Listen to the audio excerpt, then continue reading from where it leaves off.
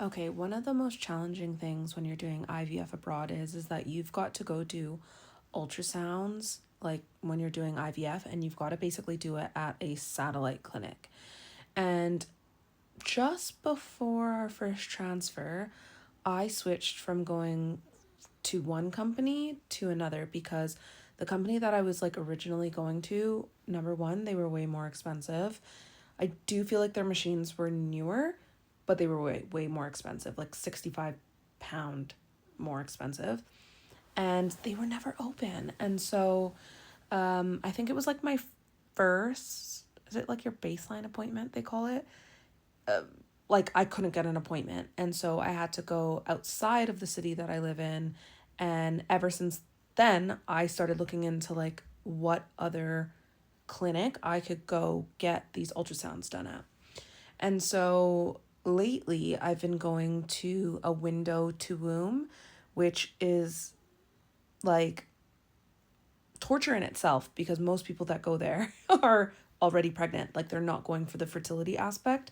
However, they are way cheaper. Now, I've gone for a few scans there. The first one, and I actually don't think I filmed this, and I feel like I maybe mentioned this in a previous video, but I went for a scan right after our transfer failed. And then I needed to go for another scan to see if my lining was right so we could go do a transfer. And then at that particular appointment, the ultrasound tech was like, "Oh, I think I see some fluid in your tube." And I think it's called a hydrosalpinx. And so actually, I've been to Prague and back to see a surgeon there because this ultrasound tech said that she saw some fluid in my tube. And so then when that was on the report, my IVF clinic was like, "You need to go get this looked at before we can proceed forward because, this could like potentially cause an embryo transfer to fail." So I went to Prague. These videos are very delayed, okay? Went to Prague, and then that delayed me a month, okay? So there was no fluid in my tube that the surgeon could see. And so I've gone back now to window to the womb, and I've had an ultrasound with the same woman that said that she thought she saw some fluid in my tube. And so I get there and they always ask like, "So what are you here for?" Da da da da. And she like doesn't recognize me. Now let me tell you, like I recognize this woman because she kind of looks like my auntie. And so, but I don't say that. "Millie, you're gonna fall off the bed." I don't say that to her or anything. But like there's no one that looks like her in this clinic. Let's just put it that way. And so, anyways, I'm like, "Oh, well, I just got back from Prague. You did my scan last month and you said that I might have fluid in my tube." So I saw a surgeon there. She's like, "I've never seen you before." And I was like, and it was like really aggressive. And "Millie, you're gonna fall off the bed." Look at this dog. So close. So close to, she's literally gonna roll off. Okay, this is better. Anyway, so I said to her, like, "Pretty sure you did my scan last time, but anyways, I'm not like here to argue. I'm just here to do this scan." And anyways, she can't see anything on my scan. Like nothing on my scan. And I've just never had this happen before. And so I'm like, "Do you guys use different machines here?" But that doesn't make sense because the last time I was in here, you were able to scan me and saw stuff, etc. And I was like, "Do you know of any reasons of why this could be happening, etc.?" She said no. And I was asking her questions because obviously, like, I've never had this happen before. Like, she literally couldn't see anything on my scan. And I was like, "Has my uterus imploded?" Like, I don't understand how this is even possible. Like, what do you mean you can't see anything? And so I'm asking her questions because I just feel like my clinic is going to ask me questions to be like, "What do you mean you can't see anything on the scan?" Like, I've just never heard this and I'm laughing now, but it was horrific. Like, I was like, am I dying? Like, I do not understand. Like, is my uterus no longer competent? Like, does this mean that my journey is over? Like, what does this mean? Anyways, and so this woman just starts getting like more angry at me. And I think it's because like the more questions I ask, she feels like maybe I'm like questioning her competency. And I'm not. I genuinely do not know what to tell my clinic. And so, anyways, I was like, well, like,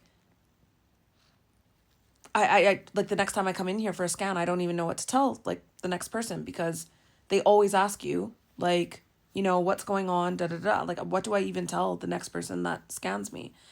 And so I get to the front desk after the appointment and I like basically tell the people at the front desk what's happened. And the woman comes out and I feel like she like followed me out to like see if I'm about to complain about her when genuinely, even though I do think she was being aggressive and she had a bee in her bonnet thinking like, well, just from the get-go, like, I've never seen you before. You have. But anyways, I think she just wanted to see if I complained about her. She followed me out and then I can't remember, but at some point I'm like, well, can you see my last scan? They pull up my last scan, and believe it or not, guess who scanned me last time? It was her. I know it was her. And she's like, oh, I was the one to scan you. And she pulls up my last scan, and she's like, yeah, like, this is like a normal scan. Like, I can see what was going on last time, but I do not understand why there's no scan. Like, there's nothing in there this time. Anyways, I leave. I cry because I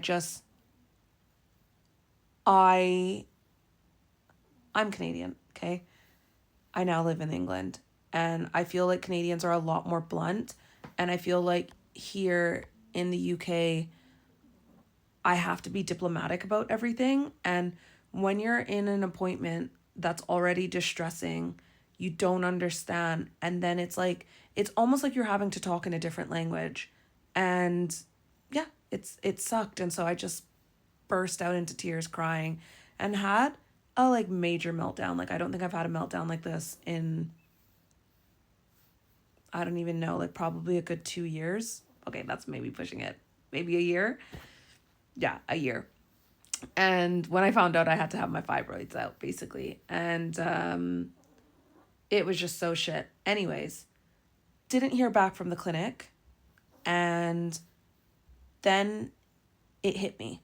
I was like, I bet you, because I said this in a previous video, basically, whenever I have the birth control injection, I bleed like continuously.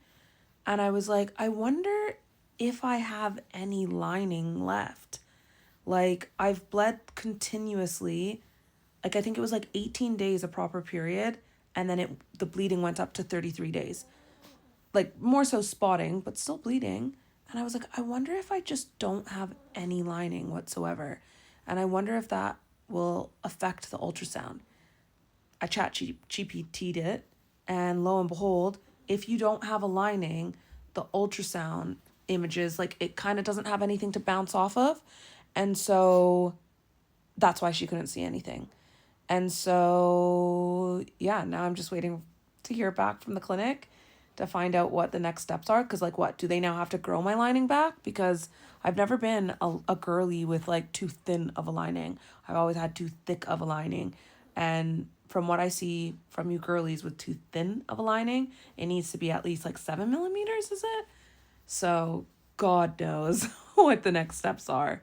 But, honestly, such a fiasco.